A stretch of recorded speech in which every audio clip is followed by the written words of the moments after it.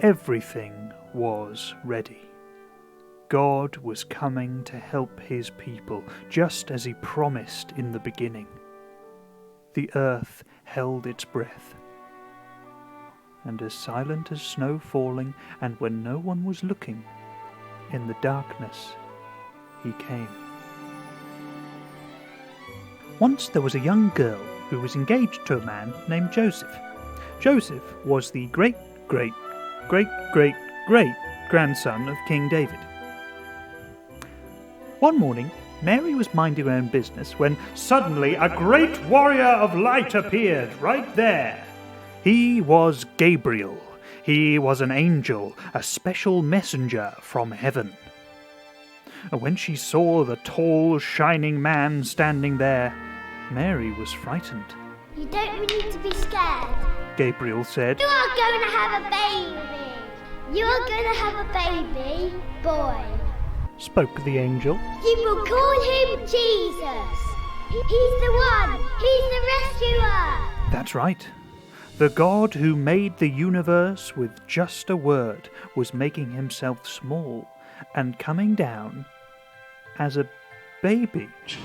Wait, what? But Mary trusted God more than what her eyes could see, and she believed. Whatever God says, I will do. And sure enough, 9 months later, Mary was almost ready to have her baby. Now, Mary and Joseph had to take a trip to Bethlehem. But when they reached the little town, they found every room was full, every bed was taken. Mary's baby was coming soon, and they couldn't find anywhere except an old tumble-down stable. So they stayed where the cows and the donkeys and the penguins stayed, and there, in the night, God gave the world his wonderful gift. The baby that would change the world was born, his baby son. They made a soft bed of straw and used the animal's feeding trough as his cradle.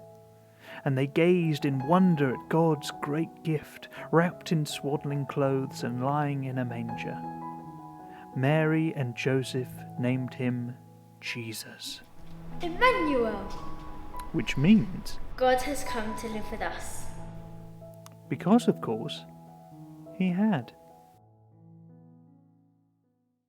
That same night, a bright new star appeared. God put it there when his baby son was born, like a spotlight shining on him. God was so happy, he sent down a whole choir of angels to sing a song to the world. And who did he send them to? A bunch of shepherds. Shepherds, is that right? Shepherds, okay. Strange choice. You see, back then, most people thought shepherds were just a bunch of raggedy, scruffy, smelly, silly, messy nobodies who didn't have any friends that weren't sheep. And Hey! sorry. But God must have thought they were very special indeed. As the shepherds sat out in the cold, all of a sudden a huge warrior of light appeared. Do not be afraid of me. I bring good news. A Savior has been born. You may find him in a manger. And then they were joined by hundreds, no, thousands of angels who sang. Glory to God in the highest. Then, as quickly as they appeared, the angels left. Come on, let's go, said the shepherds.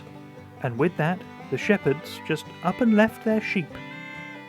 And after searching high and low, they found the tumbled stable. They tiptoed inside and knelt beside the baby king who was sleeping in his mother's arms. The promised child was here, heaven's sun, shining like the star in the sky, lighting up the whole world. Far away in the east, 3 very clever people saw the star in the sky and knew it was a sign from God. The baby king has been born! Yay, he's here, he's here. They joyfully packed up their camels and wrapped gifts for the baby. Frankincense, gold and myrrh, special, sparkly, lovely-smelling things just right for a king. They set out on a perilous journey in search of the new king. Off to Jerusalem they went. Surely King Herod would know where this baby was. But Herod didn't know. Baby, what baby? In fact, Herod didn't like the sound of another king at all.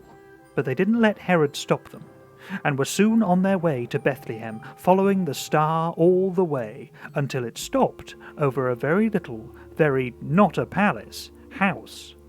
No guards, no trumpets, but sure enough, sitting on his mother's knee, was the new King Jesus.